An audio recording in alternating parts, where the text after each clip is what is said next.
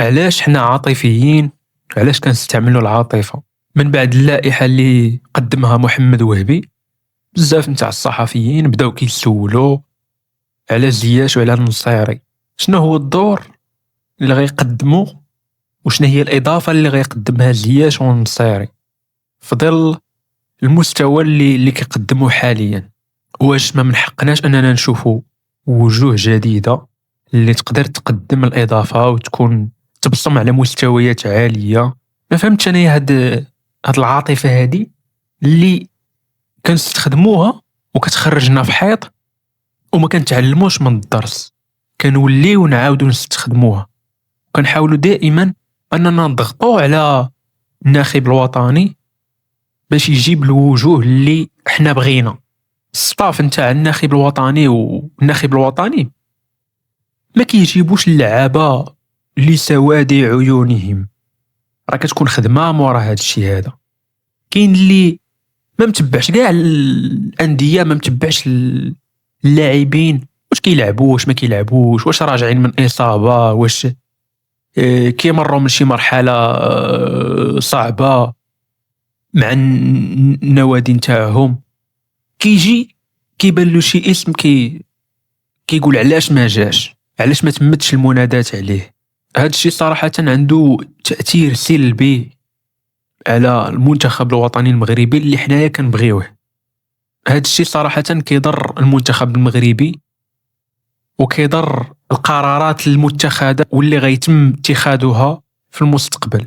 ملي كيشوف الناخب الوطني أنه الصحفيين كيضغطوا عليه وكيقولوا له خاصك تعيط، علاش ما عيطتيش على هاد اللاعب، مع العلم أنه الناخب الوطني كيكون عنده معايير، كيكون عنده ديك خيطير باش عاد ينادي على شي لاعب، ماشي غير كيجي وكينادي. فملي شفت انايا البعض كيتسائل، لا سواء في التعاليق ولا الصحفيين كيتسائلوا علاش ما عيطش لزياش وعلاش ما عيطش للنصيري، ما صراحة تصدمت بكل واقعية وبكل صراحة. تصدمت. الناخب الوطني كيشوف لاعب اللي هو موجود، وحاليا هو قالها وعاودها. محمد وهبي قال بأنه هاد اللائحة هادي ماشي لائحة ديفينيتيف، ماشي لائحة رسمية، ماشي هي اللائحة اللي غتمشي لكأس العالم. هاد اللائحة هادي هي لائحة أولية غادي نشوفوا فيها لاعبين، واللاعبين اللي ما تمتش المنادات عليهم إلا قدموا مستويات عالية فيمكن تم المنادات عليهم باش غيمشيو لكأس العالم. دونك ما كاين لاش نكثروا الهضرة. هاد اللائحة هادي أنا كتبان لي أنا شخصيا كنشوفها بأنه لائحة يعني معقولة. كاينين بعض اللاعبين اللي ما عيطش لهم محمد وهبي وهما لاعبين زعما عندهم الثقل نتاعهم، لاعبين رسميين، لاعبين كيقدموا الإضافة، ولكن لاعبين مصابين. كاين اللي ما متبعش المنتخب المغربي، ما متبعش اللاعبين ديالو، كيجي حتى لذاك النهار اللي كيتم الإعلان على اللائحة اللي غادي تلعب في واحد الدات فيفا، في واحد توقف دولي، كيبدا كيتساءل علاش ما عيطش لهذاك، علاش ما عيطلوش.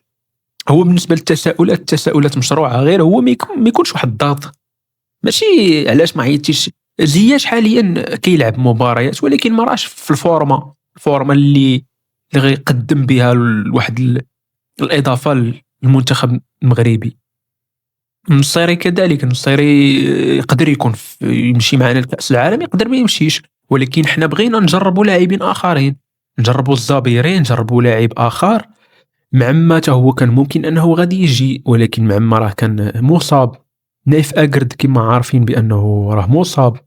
كاينين بزاف نتاع اللاعبين اللي ما تمتش المنادى عليهم غير حيت راهم مصابين، وهذا امر طبيعي. ما يمكنلكش انك تجيب لاعبين معطوبين وتنادي عليهم وتلعبهم.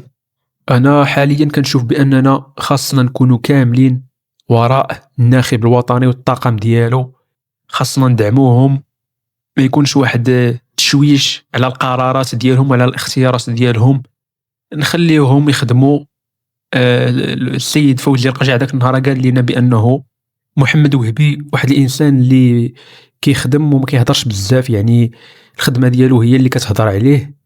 فنعطيوهم الحريه الكامله ونحاولوا اننا ما نضيقوش وما نشوشوش عليهم. ونساينو، راه النتائج غادي يبانوا. دونك الا بقينا كنشوشوا عليهم غنشوشوا عليهم ونضغطوا عليهم، وغادي يتخذوا شي قرارات اللي قرارات غير منطقيه، وقرارات ماشي في صالح المنتخب الوطني المغربي. دونك انا كنشوف بانه نعطيوهم كامل الحريه، نحاولوا اننا ما نشوشوش عليهم ونساينوا، ننتظروا شنو غادي تجيب لنا الايام القادمه. الناخب الوطني راه كيخدم بمعايير، كيخدم دي زاناليز، كيخدم بواحد الستاف اللي تا هو كيكون معاه، كيكونوا كيتابعوا اللاعبين، كيكونوا كيشوفوا الحاله ديالهم. دونك حنا كجمهور مغربي ما علينا الا اننا ندعموا الناخب الوطني وندعموا المنتخب المغربي باش يعطيونا منتخب قوي، منتخب متين، منتخب اللي غادي ينافس بشراسه وينافس المنتخبات الكبيره، المنتخبات القويه بحال البرازيل، بحال اسبانيا، بحال انجلترا، بحال المانيا، بحال بلجيكا، بحال فرنسا، بحال البرتغال. ففي الاخير كنتمناو مسيره موفقه للناخب الوطني اللي هو محمد وهبي والطاقم ديالو، وكنتمناو مسيره موفقه للمنتخب الوطني المغربي في كأس العالم المقبله اللي غتكون بامريكا. فإلا وصلتي حتى لهنا خلي معك واحد اللايك وكومونتير، وإلا كنتي مازال ما مشتركش في القناه اشترك في القناه باش تدعم هذه القناه هذه. وشكرا لكم والسلام عليكم.